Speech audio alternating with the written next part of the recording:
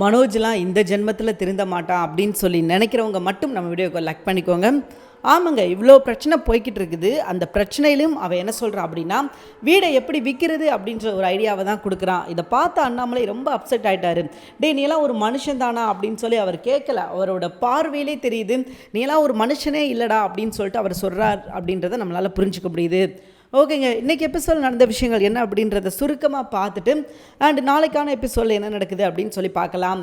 இன்றைக்கி எபிசோட் நடந்த விஷயங்களை ஒரே வார்த்தையில் சொல்லணும் அப்படின்னா, அந்த வீடு தங்க கையை விட்டு போக போகுது அப்படின்னு நினச்சி அந்த குடும்பத்தில் உள்ள எல்லாரும் ஃபீல் பண்ணுறாங்க. ஃபீல் பண்ணி இன்றைக்கி பயங்கர மன வருத்தம், மன பாரம் இதோடு அவங்க என்ன பண்ணுறாங்க அப்படின்னா அந்த வீடை காலி பண்ணி போகிறாங்க. அதுதான் இன்றைக்கி எபிசோடில் முழுக்க முழுக்க நடந்தது. ஃபுல் எபிசோடும் பார்த்திங்கன்னா இந்த வீடை தான் காமிச்சாங்க. ஸோ முழுக்க முழுக்க 19 நிமிஷமும் பார்த்திங்கன்னா இந்த வீட்டை வச்சு மட்டும்தான் கதை போச்சு. ஸோ கடைசியில் ஒரு வழியாக பார்த்திங்கன்னா எல்லாரும் வீட்டிலேருந்து கிளம்பிட்டாங்க. பட் எங்கே போகிறாங்க, என்ன செய்ய போகிறாங்க அப்படின்னு சொல்லி ஐடியாவே இல்லாமல் இருக்கிறப்ப தான் மீனா என்ன சொல்கிறாங்க அப்படின்னா, நீங்கள் எதுக்கு எங்கேயும் போகிறீங்க, இருக்கவே இருக்குது நம்ம வீடு, ஸோ அங்கே வந்துருங்க அப்படின்னு சொல்லி நம்ம மீனா சொல்ல, இந்த நேரம் அண்ணாமலைக்கு ரொம்ப தயக்கமாக இருக்குது. என்ன மீனா இதெல்லாம் செட் ஆகுமா அப்படின்னு சொல்லி கேட்கும் போது தான், அதெல்லாம் ஒன்றும் பிரச்சனை இல்லை மாமா, நீங்கள் அங்கே வாங்க, நாங்கள் உங்களை நல்லா பார்த்துக்கிறோம் அப்படின்னு சொல்ல, நம்ம விஜயா இருந்துக்கிட்டு அங்கெல்லாம் என்னால் வர முடியாது, அதெல்லாம் என்னோட ரேஞ்சுக்கு வந்து ஈக்குவலான விஷயமே கிடையாது அப்படின்னு சொல்ல, ஆமாம் போய் கையெழுத்து போடும்போது தெரிலையாக்கும், ஃபோர்ஜரி பண்ணும்போது உன்னோட ரேஞ்ச் என்னன்னு தெரில, இப்போ மட்டும் உன்னோட ரேஞ்ச் என்ன அப்படின்றது உனக்கு தெரிஞ்சிருச்சா அப்படின்னு சொல்லி நோஸ்கட் பண்ணிட்டாரு. ஸோ அந்நேரம் பார்த்தீங்கன்னா எல்லாரும் சேர்ந்து எங்கே போகலாம் அப்படின்னு முடிவெடுத்துக்கிட்டு இருக்கும்போது மனோஜ் வந்து நான் என்ன பண்ணட்டும், நான் எங்கே வர அப்படின்னு சொல்லி கேட்க, அப்போ முத்து இருந்துக்கிட்டு அதான் ஆஃபீஸ் வச்சிருக்கேன்லடா அங்கேயே போய் தங்கிக்கோ அப்படின்ற மாதிரி சொல்லிட்டாரு. அண்ட் கிளம்பும் போது மனோஜ் பண்ண விஷயந்தான் ரொம்ப இருக்கிறதுலே ஒரு கேவலமான விஷயம். என்ன செஞ்சார் அப்படின்னு பார்த்தீங்கன்னா, கிளம்ப சொல்லிட்டாங்க, எல்லாரும் அவங்கவுங்க பேக் எடுத்துகிட்டு கிளம்புறாங்க. அப்போ மனோஜ் மட்டும் என்ன செய்கிறாரு அப்படின்னு பார்த்தீங்கன்னா, சந்தோஷ்க்கு ஃபோன் பண்ணி, சந்தோஷ் இந்த மாதிரி நான் வீட்டிலேருந்து கிளம்ப போகிறேன், அங்கே தான் வர்றேன், எனக்கு ஒரு பெட்டு ஒன்று ரெடி பண்ணிடு அப்படின்றாரு. அண்டு அதோடு அவர் விடலை. அதுக்கப்புறம் இன்னொரு விஷயம் சொல்கிறாரு. என்ன சொல்கிறாரு அப்படின்னு பார்த்தீங்கன்னா, அது போக ஜில்லுன்னு ஐஸ் தண்ணியும் ரெடி பண்ணிடு அப்படின்ற மாதிரி சொல்ல, இந்நேரம் பார்த்தீங்கன்னா எல்லாத்துக்குமே பயங்கரமாக கோவம் வருது. என்னடா இவன் இவ்வளோ பிரச்சனை வீட்டில் போய்கிட்டு இருக்கு, இவன் என்ன மனுஷ பையன் மாதிரியே யோசிக்க மாட்டேங்கிறா அப்படின்னு சொல்லி அவங்க எல்லாரும் யோசிக்கிறாங்க.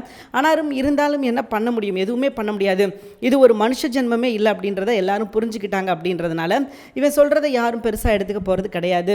ஓகேங்க, இன்றைக்கி எபிசோட் நடந்த விஷயங்கள் அப்படின்னு பார்த்தீங்கன்னா இவ்வளோ தான் நடந்தது. அண்ட் இதுக்கப்புறம் என்ன நடக்க போகுது அப்படின்றத இதுக்கப்புறம் பார்க்கலாம். இதுக்கப்புறம் பார்த்தீங்கன்னா ரோகிணிக்கு ஒரு நல்ல வாய்ப்பு இருக்குது. ஏன்னா ரோகிணி ஒரு நல்ல வாய்ப்பை வந்து எதிர்பார்த்து காத்துக்கிட்டு இருந்தாங்க. எப்படியாவது மனோஜை தன் பக்கம் கொண்டு வந்துடணும் அப்படின்னு தான் அவங்க யோசிச்சுக்கிட்டு இருந்தாங்க. முழுக்க முழுக்க அவங்களோட எண்ணம் எல்லாம் அதில் தான் இருந்தது. இவ்வளோ நாள் வரைக்கும் அவங்களுக்கு பெருசாக எந்த வாய்ப்பும் கிடைக்கல. ஆனால் இப்போ ஒரு சரியான வாய்ப்பு அவங்களுக்கு கிடச்சிருக்குது. அந்த வாய்ப்பை மட்டும் அவங்க சரியாக பயன்படுத்திக்கிட்டாங்க அப்படின்னா ஆட்டோமேட்டிக்காக மனோஜ் வந்து இவங்க பின்னாடி வந்துடுவாங்க. ஏன் இப்படின்னா, இப்போ மனோஜ் வந்து வீட்டை விட்டு வெளியே போ, நீ வந்து ஆஃபீஸில் போய் தங்குன்னு சொல்லிட்டாங்களா, இந்த சந்தர்ப்பத்தை பயன்படுத்தி நம்ம ரோகிணி போய் மனோஜ்கிட்ட அப்ரோச் பண்ணி, நீ ஏன் மனோஜ் வந்து தனியாக ஆஃபீஸ்லேருந்து கஷ்டப்படுற, நீ வந்து டெய்லி ஹோட்டலில் சாப்பிடுவ, ஸோ அதெல்லாம் வேணாம், நீ என் கூட வா, நான் உன்னை பார்த்துக்கிறேன் அப்படின்னு சொன்னால் நிச்சயமாக போயிடுவார். ஏன்னா ஆல்ரெடி ரோகிணி என்ன சொல்லி வச்சுருக்காங்க அப்படின்னா, உன் மேலே யாருக்குமே அக்கறை இல்லை அப்படின்னு தானே சொல்லி வச்சுருக்காங்க. ஸோ அதே சேம் டைம் இப்படி ஒரு சம்பவத்தை நம்ம ரோகிணி செஞ்சாங்க அப்படின்னா நிச்சயமாக ஒட்டு மொத்தமாக மனோஜ் வந்து மனசை மாற்றிக்கிட்டு ரோகிணி பக்கம் போயிடுவார். அந்த ஒரு சந்தர்ப்பத்துக்கு தான் எதிர்பார்த்து காத்துக்கிட்டு இருக்காரு நம்ம ரோகிணி. ஸோ அது கிட்டத்தட்ட அவங்களுக்கு கிடச்சிருக்குது. அதை சரியாக பயன்படுத்திக்கிடுவாரா அப்படின்றத நம்ம பொறுத்திருந்து பார்க்கலாம். அண்டு இன்னொரு பக்கம் பார்த்திங்கன்னா, நம்ம மீனா குடும்பத்தை அசிங்கப்படுத்தணும் அப்படின்னு சொல்லி சிந்தாமணி ஒரு பெரிய கணக்கு போட்டு வச்சுருந்தாங்க. அது என்ன அப்படின்னா, நாளைக்கு விடிஞ்சோடனே வீட்டுக்கு போகிறோம், அங்கே இருக்கிற ஒரு அதிகாரியை கூப்பிட்டுட்டு வீட்டுக்கு போகிறோம், அவங்க எல்லாத்தையும் வீட்டை விட்டு வெளியே துரத்தி அவங்க வந்து நடு ரோட்டில் நிற்கிறத நான் பார்க்கணும், அதுவும் முக்கியமாக அந்த மீனா நடு ரோட்டில் நின்று கதறதை நான் பார்க்கணும் அப்படின்னு ஒரு பெரிய ஒரு கணக்கு ஒன்று போட்டிருந்தாங்க. பட் அந்த கணக்கு இந்த இடத்துல பொய்யாயிருச்சு. அவங்க நினச்ச விஷயங்கள் நடக்கலை. அப்படிங்கும்போது அவங்களுக்கு பயங்கர வேதனை. ஸோ இன்றைக்கி போய் வீட்டில் போய் பார்க்குறாங்க, மீனாவோட ஃபேமிலி யாருமே இல்லை, ஆல்ரெடி வீடு பூட்டு போட்டு இருக்குது அப்படின்னு சொல்லி தெரிஞ்ச உடனே பார்த்தீங்கன்னா நொந்துட்டாங்க சிந்தாமணி. இந்த விஷயத்துக்காக தானே இவ்வளோ தூரம் கஷ்டப்பட்டேன், இதுக்காக தானே நான் எல்லாமே பண்ணேன், இவ்வளோ நாள் நான் கஷ்டப்பட்டது எல்லாமே வீணாக போச்சே, அவங்கள வந்து நான் இப்படி பார்க்கணும்னு நினச்சேன், அப்படி பார்க்கணும்னு நினச்சேன், ஆனால் கடைசியில் எதுவுமே நடக்காமல் போச்சே, அப்போ இவ்வளோ தூரம் பண்ணி என்ன பிரயோஜனம், எந்த பிரயோஜனமும் கிடையாது அப்படின்னு சொல்லி நொந்து போயிட்டாங்க அப்படின்னு சொல்லலாம். நிச்சயமாக இது ஒரு அதிர்ச்சியான ஒரு விஷயம் அப்படின்றதுல எந்த ஒரு மாற்று கருத்து கிடையாது. அது சிந்தாமணிக்கு, நமக்கு கிடையாது, சிந்தாமணிக்கு. ஏன்னா அவங்க பயங்கரமாக பிளான்லாம் போட்டிருந்தாங்க. அது புஸ்ஸாக போனது அவங்களுக்கு கொஞ்சம் வருத்தமாக தான் இருக்கும். பரவாயில்ல, பார்த்துக்கிறலாம். அவங்க வருத்தமாக இருக்கிறது நமக்கு ரொம்ப சந்தோஷம்தான். அவங்க நினச்ச விஷயங்கள் நடக்காமல் போனது ரொம்ப வருத்தம் தான். சரி, இது ஒரு பக்கம் இப்படி போய்கிட்டு இருக்கேன். இப்போ நேரம் எங்கே போகலாம் அப்படின்னு சொல்லி முடிவெடுத்தா இவங்களுக்கு 2 ஆப்ஷன் இருந்தது. ஒன்று நம்ம பார்வதி வீடு. பார்வதி வீடு பொறுத்த வரைக்கும் எந்த பிரச்சனையும் கிடையாது. பார்வதி அந்த வீட்டில் தனியாக தான் இருக்கிறாங்க. அவங்க பையனும் பார்த்திங்கன்னா யூஎஸில் செட்டில் ஆகிட்டார். அவர் இங்கே வரப்போகிறது கிடையாது. ஸோ அந்த வீட்டில் பார்த்திங்கன்னா இவங்களுக்கு தேவையான விஷயங்கள் எல்லாமே இருக்கும். அண்ட் முக்கியமாக பார்த்திங்கன்னா விஜயா நினைக்கிற விஷயங்கள்லாம் அந்த வீட்டில் நடக்கும் அப்படின்றதுனால விஜயா அந்த வீடை சூஸ் பண்ணியிருக்க வாய்ப்பு இருக்குது. பட் இருந்தாலும் மீனா வீட்டுக்கு போகலாம் அப்படின்னு சொல்லி அண்ணாமலை சொன்னதுனால அவங்களுக்கு இப்போ வேறு ஆப்ஷனே கிடையாது. அண்ணாமலை என்ன சொல்கிறாரோ அதை தான் கேட்கணும். இவ்வளோ நாள் பார்த்தீங்கன்னா அவங்க இஷ்டத்துக்கு எல்லா விஷயத்தையும் பண்ணிட்டாங்க. இதுக்கப்புறமும் அதே விஷயத்தை அவங்க பண்ணாங்க அப்படின்னா கண்டிப்பாக அண்ணாமலை வந்து சும்மா இருக்க மாட்டார். நீ எல்லாம் ஒரு மனுஷே கிடையாது, நீ எப்படி இப்படி ஒரு விஷயத்தை பண்ண போச்சு அப்படின்னு சொல்லிட்டு அவர் வச்சு செஞ்சிருவார் அப்படின்றது இவங்களுக்கு நல்லாவே தெரியும். அதனாலேயே இவங்க என்ன பண்ணுவாங்க அப்படின்னா இதுக்கப்புறம் பெருசாக அவங்களாம் இந்த முடிவும் எடுக்க மாட்டாங்க. ஏன்னா அவங்களாம் எடுத்த முடிவு எல்லாமே கேவலமான முடிவாக தான் இருந்திருக்கு. அண்ட் அது எல்லாமே பார்த்திங்கன்னா கடைசியில் வந்து இந்த குடும்பத்துக்கு ஒரு பெரிய பிரச்சனையில் கொண்டு வந்து விட்டுருக்குது. அப்படின்றதுனால இதுக்கப்புறம் எந்த முடிவும் அண்ணாமலைகிட்ட சொல்லாமையோ இல்லை அண்ணாமலைக்கு தெரியாமையோ எடுக்க மாட்டாங்க. பார்க்கலாம் இதுக்கப்புறம் அவங்க என்ன செய்கிறாங்க அப்படின்னு சொல்லிட்டு. சரி, இது ஒரு பக்கம் இப்படி போய்கிட்டு இருக்கு. அண்ட் மீனா வீட்டுக்கு போனவுடனே பார்த்தீங்கன்னா சந்திரா கேட்குறாங்க, நடந்த விஷயம்லாம் நான் கேள்விப்பட்டேன், மீனா என்கிட்ட சொன்னா. ஸோ உண்மையிலே ரொம்ப வருத்தமாக தானே இருக்குது. ஆனால் நீங்கள் இதுக்கெல்லாம் கவலைப்படாதீங்க, சோர்ந்து போயிடாதீங்க. நீங்கள் அந்த வீடை மீட்கணும். என்னால் முடிஞ்ச விஷயத்த பண்ணுறேன். என்கிட்டையும் கிட்டத்தட்ட ஒரு இவ்வளோ நகை இருக்குது, நான் அந்த நகையை கூட நான் தர்றேன், அதெல்லாம் வச்சு எப்படியாவது அந்த வீடை மீட்டுருங்க அப்படின்னு சொல்லும்போது விஜயா மூஞ்சில் சாணியில் செருப்பு முக்கி அடித்த மாதிரி இருந்தது. ஏன்னா இவங்க வந்து மனோஜை தான் அவ்வளோ முழு மூச்சாக நம்பி எல்லா விஷயமும் பார்த்தீங்கன்னா மனோஜுக்காக தான் பண்ணாங்க. ஆனால் மனோஜ் வாயிலிருந்து அப்படி ஒரு வார்த்தை வரல. இவங்களை வந்து நம்ம பல முறை அசிங்கப்படுத்தியிருக்கோம், அவமானப்படுத்தியிருக்கோம். ஆனால் அப்பையும் இவங்க வந்து அந்த வீட்டை மீட்கிறதுக்கு என்ன வழி பண்ணணுமோ அதை பண்ணுங்க, எங்களால் முடிஞ்ச உதவி நாங்கள் செய்கிறோன்னு சொல்கிறாங்க பாருங்களேன் அப்படின்னு சொல்லிட்டு அவங்க மனசுக்குள்ளே தோணுது. ஆனால் இந்நேரம் வெளியே சொன்னோம் அப்படின்னா அது நமக்கு தான் அசிங்கம். ஸோ அதனால் இந்த விஷயத்தை அப்படியே மறைச்சிரும் அப்படின்னு சொல்லி அவங்க மறைக்கிறாங்க. ஸோ இது அவங்களுக்கு ஒரு பேரதிர்ச்சி தான். ஏன்னா இவங்க பண்ணுற விஷயங்கள் ரொம்பவே கேவலமான விஷயங்கள் அப்படின்றதுல எந்த ஒரு மாற்று கருத்தும் கிடையாது. சரி, இப்போது கதைக்குள்ளே வருவோம். இப்போ வீட்டுக்கு போனோடனே உங்களுக்கு தேவையான விஷயங்களை சாப்பாடெல்லாம் செஞ்சு கொடுத்து அவங்கள உட்கார வச்சு சாப்பிட வச்சு அண்ட் இனி அடுத்த கட்ட பிளான் என்ன? ஏன்னா இப்போ நம்ம வீட்டை விட்டு வெளியே வந்துட்டோம். அந்த சீல் வச்சுருக்காங்க இல்லையா, ஜப்தி பண்ணியிருக்காங்க. அண்ட் ஏழை விடுறதுக்கு ஒரு டேட் வரும். அந்த டேட்டுக்குள்ளே இந்த வீடை வந்து எப்படியாவது திரும்பணும். 1 லட்சம் 2 லட்சம் கிடையாது, 38 லட்ச ரூபா தேவைன்றதுனால ஸோ இதை எவ்வளோ சீக்கிரம் முடிக்க முடியும்னு நினைக்கிறாங்களோ அவ்வளோ சீக்கிரம் முடிக்கணும். இல்லை அப்படின்னா இது பிரச்சனை, இது மேலும் பார்த்தீங்கன்னா பிரச்சனையை தான் கொடுக்கும். மேலும் இந்த வீடு வந்து அவங்களுக்கு ப்ராப்ளத்தை தான் ஏற்படுத்தும். அதனால் எவ்வளோ சீக்கிரம் இவங்க வந்து முடிச்சுட்டு அந்த வீடை திரும்ப இவங்க கைக்கு கொண்டு வர்றாங்களோ அவ்வளோ சீக்கிரம் இவங்களுக்கு நல்லது. மற்ற யாருக்கு நல்லதோ இல்லையோ தெரியாது, பட் இந்த ஃபேமிலிக்கு அது ரொம்ப நல்லது. நாள் ஆக ஆக பார்த்தீங்கன்னா இந்த வீடு இவங்க கையை விட்டு போகிறது கண் கூட ரொம்ப தெளிவாக தெரியுது. ஸோ இவங்க என்ன நினச்சிக்கிட்டு இருக்காங்க அப்படின்னு பார்த்தீங்கன்னா இந்த வீடு எப்படினாலும் நம்ம தான் திருப்ப போகிறோம் அப்படின்னு நினச்சிக்கிட்டு இருக்காங்க. ஆனால் எந்த முயற்சியும் இல்லை. அப்படிங்கும்போது நமக்கு கொஞ்சம் வேதனையாக இருக்குது. ஸோ ஏதாவது ஒரு முயற்சி பண்ணாங்களா? கிடையவே கிடையாது. நல்லா கேளுங்களேன், ஒரு லாஜிக் அப்படின்னா என்ன? இப்போ ஒரு வீடு வச்சுருக்காங்க. ஸோ அந்த வீடு இன்னொரு அடகுல இருக்குது அப்படின்னா இன்னொருத்தர்கிட்ட போய் இந்த மாதிரி என் வீடு இருக்குதுப்பா, ஸோ அந்த வீடு வந்து இவ்வளோ அடகுல வச்சுருக்கேன், அதை விட கூட ஒரு 12 லட்ச ரூபா சேர்த்து எனக்கு ஒரு 50 லட்ச ரூபாய் தாங்க, அந்த வீட்டை நான் உங்களுக்கு வந்து நான் மறுபடியும் எழுதி கொடுத்துட்றேன், ஸோ அதுக்கப்புறம் நான் திருப்பும்போது நீங்கள் கொடுங்க அப்படின்னு சொல்கிறதுக்கு நிறையா வாய்ப்பு இருக்குது. பட் அந்த அளவுக்கு கூட கதையில் லாஜிக் இல்லை. அப்படிங்கும்போது நமக்கு கொஞ்சம் வேடிக்கையாக தான் இருக்குது. பட் இதை நம்ம ஆல்ரெடியே முன்னாடியே பேசிட்டோம், இதை பற்றி நம்ம பெருசாக பேசணும் அப்படின்ற அவசியம் கிடையாது. இருந்தாலும் என்ன செய்ய, லாஜிக் ரொம்ப ஓட்டையாக இருக்கும்போது நம்ம கேள்வி கேட்க வேண்டியதானே இருக்குது. சரி, இந்த பக்கம் இப்படி போய்கிட்டு இருக்க. இனி அடுத்ததான் நம்ம முத்து என்ன செய்ய போகிறாரு? ஏன்னா கையில் பணம் கிடையாது, எதுவுமே கிடையாது. அப்படின்றப்ப ஏதாவது ஒரு விஷயம் பண்ணி அந்த வீடை மீட்கிறதுக்கு தான் பார்க்கணும். அந்த வீடை மீட்டால் மட்டும்தான் இதுக்கப்புறம் அவங்களுக்கு அந்த வீட்டில் வாழ்வு, அந்த வீட்டில் இருக்க முடியும், இவங்க நினச்ச விஷயத்தை வந்து நடத்திக்க முடியும். இப்படி எதுவுமே பண்ணாமல் இருந்தாங்க அப்படின்னா இந்த வீடு அவங்களுக்கான வீடாக இருக்கிறதுக்கான வாய்ப்பே கிடையாது. இந்த வீடு அவங்க கையை விட்டு போயிடும். ஆல்ரெடி கிட்டத்தட்ட போன மாதிரி தான் வச்சுக்கோங்களேன். இப்போ வந்து ஜப்தி பண்ணிட்டாங்க அண்ட் அடுத்து ஏலம் விட போகிறாங்க. ஸோ ஏதோ ஒரு மேஜிக் நடந்து இந்த வீடு திரும்ப இவங்க கைக்கு கிடைச்சாதான் உண்டு. அதை தவிர்த்து இவங்களுக்கு வேறு எந்த ஆப்ஷனுமே கிடைக்காது அப்படின்னு சொல்லலாம். சரி, அப்படி என்ன இவங்களுக்கு 2 ஆப்ஷன் இருக்குது, என்ன மேஜிக் நடக்கும் அப்படின்னு எதிர்பார்க்குறீங்க? ஒன்று பாட்டி வந்து பார்த்துட்டு என்னடா வீடு பூட்டி இருக்குது, சீல் வச்சுருக்குது அப்படின்னு சொல்லிட்டு நம்ம முத்துவுக்கு ஒரு ஃபோன் அடிக்கிறாங்க. முத்து எங்கப்பா இருக்கிறேன், என்ன என்னப்பாச்சு வீட்டுக்கு, வீடு என்ன சீல் வச்சுருக்குது அப்படின்னு சொல்லவும் தான் பாட்டிக்கு விஷயம் தெரிய வருது.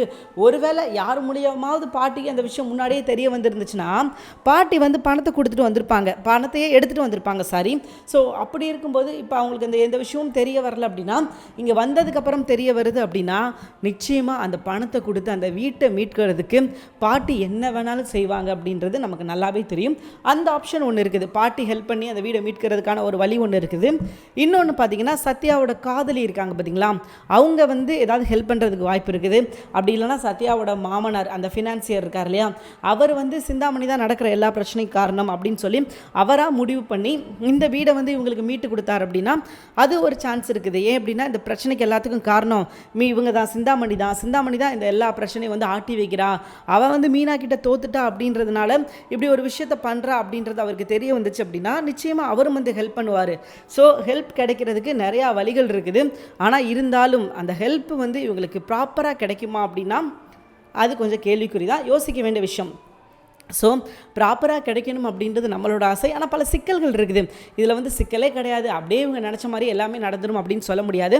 நிறையா விஷயங்கள், நினைக்காத விஷயங்களும் நடக்கிறதுக்கு சான்ஸ் வந்து நிறையாவே இருக்குது, அரிதாகவே இருக்குது.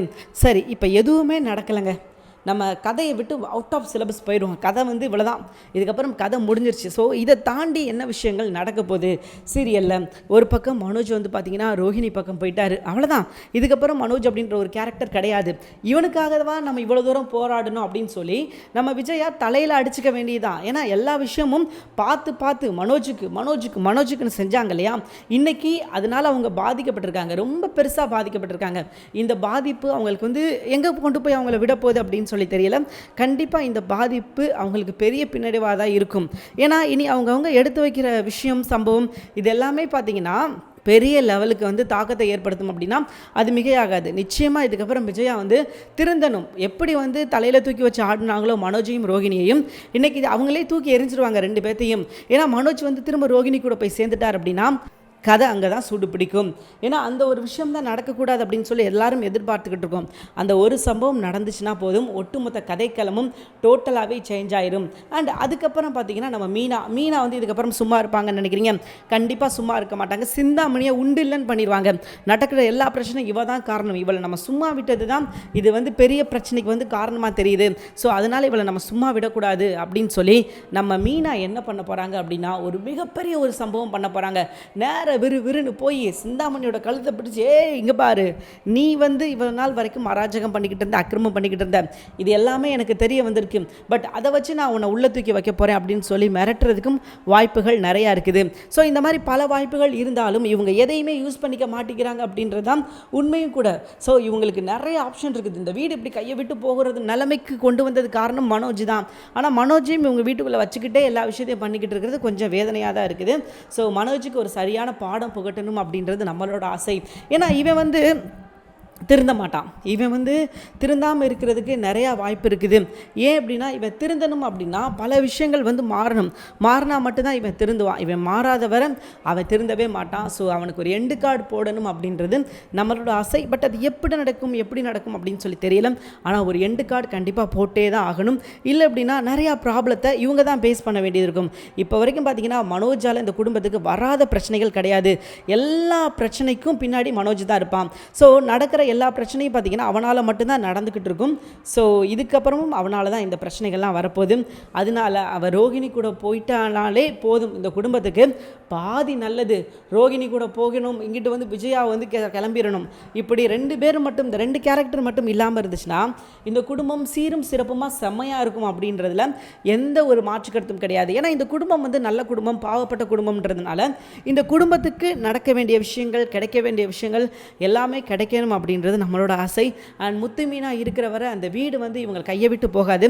ஆனால் இருந்தாலும் சில சிக்கல்கள் இந்த விஷயத்தில் இருக்குது அப்படின்றது நம்ம யோசிக்க வேண்டிய விஷயம். பார்ப்போம், கண்டிப்பாக எல்லாத்துக்கும் ஒரு சொல்யூஷன் இருக்கும், இதுக்கும் ஒரு சொல்யூஷன் இருக்கும். அந்த சொல்யூஷனுக்கு நம்ம வெயிட் பண்ணி இது என்ன சொல்யூஷன், எப்போ நடக்கும், எப்படி நடக்கும் அப்படின்னு சொல்லி போட்டு அது கிளறதை விட நீங்கள் என்ன தான் செய்கிறீங்கடா நாங்கள் பார்க்குறோண்டோ அப்படின்ற மாதிரி உட்காந்து பார்த்துக்கிட்டு இருந்தோம் அப்படின்னா கண்டிப்பாக நம்ம எதிர்பார்த்த விஷயங்கள் நடக்கும் அப்படின்றது நமக்கு நல்லாவே தெரியும். பொறுத்திருந்து பார்ப்போம் இதுக்கப்புறம் என்ன நடக்க போகுது அப்படின்னு சொல்லிட்டு. தேங்க்யூ ஃபார் வாட்சிங். நிச்சயமாக இந்த வீடியோ உங்களுக்கு பிடிச்சிருக்கும் அப்படின்னு சொல்லி நான் நம்புறேன். இந்த வீடியோ உங்களுக்கு பிடிச்சிருந்துச்சுன்னா மறக்காமல் லைக் பண்ணிக்கோங்க. நம்ம பேஜை அல்லது நம்ம சேனலை ஃபாலோ பண்ணாமல் இருந்தீங்கன்னா மறக்காமல் ஃபாலோ பண்ணிக்கோங்க. அப்போ தாங்க நம்ம எப்போ வீடியோ போட்டாலும் உங்களை தேடி வரும். அண்ட் ஸோ இவ்வளோ தாங்க எனக்கு எபிசோடு. அண்ட் கதையில் உள்ள லாஜிக் மிஸ்டேக்ஸ்க்குள்ளே நம்ம வருவோம். கதையில் லாஜிக் அப்படின்னு சொல்லி இருக்குதான்னு கேட்டிங்கன்னா 100% அடித்து சொல்லலாம் இந்த சீரியலில் லாஜிக்கே கிடையாது அப்படின்னு சொல்லிட்டு. ஏன் அப்படின்னு சொல்கிறோம் அப்படின்னா, முதலாவது பார்த்தீங்க அப்படின்னா ஒரு பத்திரத்தை வந்து இவங்க ஒருத்தர்கிட்ட அடமானம் வைக்கிறாங்க. அவர் வந்து ஒரு நோட்டீஸ் கொடுக்குறாரு, அங்கேயே லாஜிக் உடஞ்சது.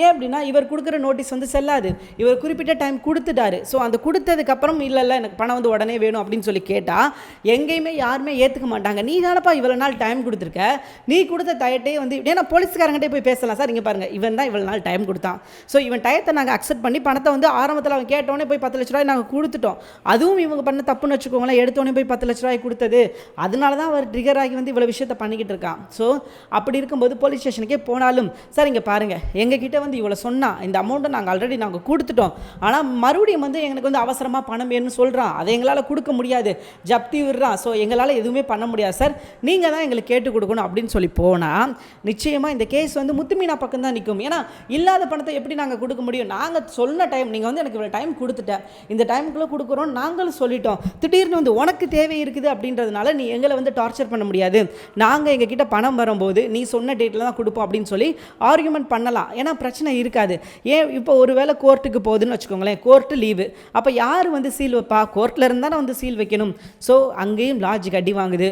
அண்ட் அது போக பார்த்தீங்கன்னா இன்னொரு ஃபினான்சியரை பார்த்து, இந்தாங்க என்னோட வீட்டு பத்திரம், இந்த வீட்டு பத்திரத்தை பார்த்தீங்க அப்படின்னா இது டூப்ளிகேட் தான், ஒரிஜினல் வந்து நாங்கள் இன்னொருத்தட்ட வச்சுருக்கோம், அவர்கிட்ட ஒரு 38 லட்ச ரூபாய்க்கு வச்சுருக்கோம், ஸோ எங்களுக்கு ஒரு 50 லட்ச ரூபா கொடுங்க, நாங்கள் அந்த வீடை நீங்கள் கொடுக்குற காசை வச்சு அந்த பத்திரத்தை திரும்ப அந்த பத்திரத்தை வந்து நாங்கள் உங்ககிட்டே ஒப்படைச்சிடுறோம் அப்படின்னு சொல்லி சொன்னால் நிச்சயமாக இவங்களுக்கு நம்ம தகுந்த ஃபினான்சியர் யாராவது இருக்க தான் செய்வாங்க. ஏன் சத்யாவோட மாமனாரே இருக்காருன்னு வச்சுக்கோங்களேன், அவரே கூட கொடுப்பாரு, அப்படியாங்க இவ்வளோதான பிரச்சனை, இதெல்லாம் ஒரு பிரச்சனையா அப்படின்னு சொல்லி அவரே வந்து ஹெல்ப் பண்ணுறதுக்கான வாய்ப்புகள் நிறையா இருக்குது. ஸோ அப்படி இருக்கும்போது இல்லை அப்படின்னா முழுக்கவே இருக்காங்க சுருதியோட அப்பா அம்மா, ஸோ அவங்கக்கிட்ட கேட்கலாம், இந்த மாதிரி ஒரு 50 லட்ச ரூபா தேவை, ஒரு 38 லட்ச ரூபா தேவை, நீங்கள் அதை கொடுங்க, நாங்கள் வந்து திரும்ப கொஞ்சம் கொஞ்சமாக அல்லது நீங்கள் கேட்குற மாதிரி மொத்தமாகவே கொடுத்துட்றோம் அப்படின்னு சொல்லி அவங்கக்கிட்டே வாங்கலாம். இப்படி பல ஆப்ஷன்கள் இருந்தும் எந்த ஆப்ஷனையும் சூஸ் பண்ணாமல் நான் தலைகீழாக தான் குதிப்பேன் அப்படின்னு சொல்லிட்டு வீட்டை விட்டு வெளியேறினால் நாம் என்ன செய்ய முடியும், நம்ம எதுவும் செய்ய முடியாது.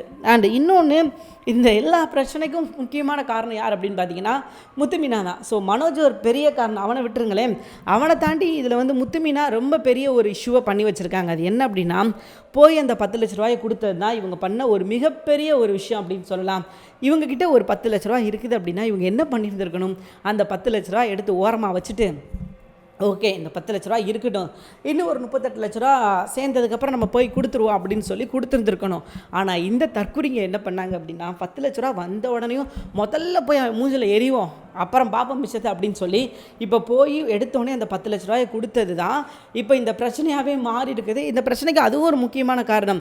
ஏன்னா மேபி இந்த பணத்தை வந்து அவங்க கொடுக்காம இருந்திருந்தாங்கன்னா என்ன நடந்திருக்கும் அப்படின்னு சொல்லி நினைக்கிறீங்க, அவனு பேசாமல் தான் இருந்திருப்பான், இந்த டேட்டுக்குள்ளே இவங்களால் கொடுக்க முடியாது நினச்சிக்கிட்டு இருந்திருப்பான்.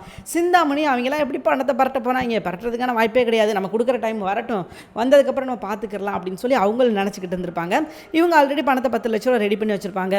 அண்ட் அதுக்கப்புறம் இன்னொரு 38 லட்ச ரூபா ரெடி பண்ணதுக்கப்புறம் போய் மொத்தமாக கொடுத்து இந்தாடாடே நீ வீடை குடுறா அப்படின்னு சொல்லி கேட்டிருந்தா சூப்பராக இருந்திருக்கும். ஆனால் அதை விட்டுட்டு இவங்க என்ன பண்ணிட்டாங்க அப்படின்னா தற்குறித்தனமாக ஒரு வேலையை பார்த்து விட்டுட்டாங்க. என்ன வேலை அப்படின்னா போய் அவசரமாக போய் கொடுத்து இந்தா நீ காலி பண்ணு கிளம்பு அப்படின்னு சொன்னதுனால வந்த பிரச்சனை தான் இது. ஸோ இவங்க இந்த விஷயத்தை மட்டும் செய்யாமல் இருந்திருந்தாங்க அப்படின்னா நிச்சயமாக இதில் எந்த பிரச்சனையும் வந்திருக்காது, அழகாக இந்த ப்ராப்ளம் வந்து முடிஞ்சிருக்கும், சுமூகமாக முடிஞ்சிருக்கும். ஏன்னா இது வந்து அவ்வளோ பெரிய இஷ்யூலாம் கிடையாது.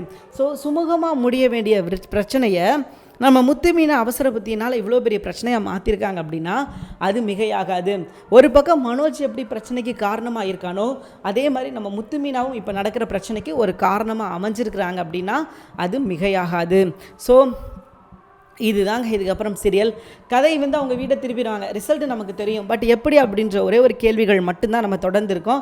ஸோ அந்த ஒரு கேள்விகள் மட்டும்தான் இப்போ மண்டைக்குள்ளே ஓடிக்கிட்டு இருக்குது. இவங்ககிட்ட வேறு ஆப்ஷனே இல்லை அப்படின்றபோது என்ன செஞ்சு இந்த பணத்தை மீட்டு திருப்ப கொடுக்க போகிறாங்க, அவங்க வீடை மீட்க போகிறாங்க அப்படின்றது தான் கதை. ஏன்னா முத்துக்கு தெரிஞ்ச நிறையா ஃபினான்சியர் இருக்கிறாங்க. ஸோ அவங்கக்கிட்ட கடன் வாங்கலாம், இல்லை அவங்ககிட்ட போய் அந்த பத்திரத்தை நாங்கள் வந்து திருப்பி உங்கள்கிட்ட தரோம் அப்படின்னு சொல்லி வாங்கலாம். இவங்ககிட்ட இவ்வளோ ஆப்ஷன் இருக்கும்போதும் அவங்க எந்த ஒரு முடிவும் எடுக்காதது கொஞ்சம் வேதனையான விஷயந்தான். அண்ட் சீரியல் எபிசோடுக்காக தான் இதெல்லாம் பண்ணுறாங்கன்னு வச்சுக்கோங்களேன். ஆனால் இருந்தாலும் லாஜிக் அப்படின்னு பார்த்தீங்கன்னா ரொம்ப இடிக்குது அப்படின்றது தான் கொஞ்சம் சின்ன வேதனை. ரொம்ப இடிக்குது அப்படின்னா ஓரளவுக்கு இடித்தாலும் பரவாயில்ல, மேனேஜ் பண்ணுற அளவுக்கு இடித்தா பரவாயில்ல. பட் மேனேஜே பண்ண முடியாத அளவுக்கு இடிச்சிச்சுன்னா நம்ம என்ன பண்ண முடியும்? ஓரளவுக்கு தான் நம்மளால், ஓரளவுக்கு தான் ப்ரோ அப்படின்ற மாதிரி தான் இருக்குது. அண்ட் அந்த ஒரு அளவையும் தாண்டி இவங்க போயிட்டாங்க அப்படின்றதுனால நம்மளால் எதுவுமே பண்ண முடியலை. ஸோ ஒரு அளவை தாண்டி போயிடுச்சுங்க. பார்ப்போம் இதுக்கப்புறம் என்ன நடக்குது, எப்படி முத்து மீனா சேர்ந்து இந்த பிரச்சனையை சுமூகமாக முடிச்சு வைக்கிறாங்க. ஏன்னா முடிச்சு வைக்கணும், யாரோ ஒரு ஆள் இந்த பிரச்சனையை முடிச்சு வைக்கணும், இந்த பிரச்சனை முடிவுக்கு வரணும், அதுதான் நடக்கும்னு வச்சுக்கோங்களேன். ஆனால் இருந்தாலும் ஹவு அந்த ஒரு கொஸ்டின் தான், எப்படி இந்த பிரச்சனை முடிவாக இருக்க போகுது, யார் இந்த பிரச்சனையை முடிச்சு வைக்க போகிறா அப்படின்ற சில கேள்விகளோடு தான் நம்மளோட வாழ்க்கையும் நகர்ந்துக்கிட்டு இருக்குது, சீரியலும் நகர்ந்துக்கிட்டு இருக்குது. ஸோ தெளிவாக தெரியுது இந்த ப்ராப்ளம் வந்து சால்வ் ஆகாத ப்ராப்ளம் கிடையாது, எல்லாமே சால்வ் ஆகிற ப்ராப்ளம் தான். ஆனால் சில பிரச்சனைகள் எல்லாம் கடந்து போனால் மட்டும்தான் இது வந்து சரிப்பட்டு வரும் அப்படின்றது ரொம்ப நல்லாவே தெரியுது. ஸோ பொறுத்திருந்து பார்க்கலாம் என்ன நடக்குது அப்படின்னு சொல்லிட்டு. அண்ட் இதுக்கப்புறம் நடக்க போகிற முக்கியமான விஷயங்கள் இவ்வளோ தாங்க. இனி நடக்கிற ஒவ்வொரு எபிசோடும் பார்த்திங்கன்னா ரொம்ப அருமையாக இருக்க போது. நம்ம முத்து எப்படி பணத்தை வந்து கொண்டு போக போகிறாரு அண்ட் என்ன செஞ்சு இந்த பிரச்சனையை வந்து சரி பண்ண போகிறார் அப்படின்றது இனி வர எபிசோடில் தெரியும். பொறுத்திருந்து பார்ப்போம் என்ன நடக்குது அப்படின்னு சொல்லி. தேங்க்யூ ஃபார் வாட்சிங். நிச்சயமாக இந்த வீடியோ உங்களுக்கு பிடிச்சிருக்கும் அப்படின்னு சொல்லி நான் நம்புகிறேன். இந்த வீடியோ உங்களுக்கு பிடிச்சிருந்துச்சுன்னா மறக்காம லைக் பண்ணிக்கோங்க. நம்ம சேனலை நீங்கள் இன்னும் சப்ஸ்கிரைப் பண்ணலையா உடனே சப்ஸ்கிரைப் பண்ணுங்கள். கூடவே பக்கத்தில் இருக்கிற பெல் ஐக்கானை கிளிக் பண்ணிக்கோங்க. தேங்க்யூ.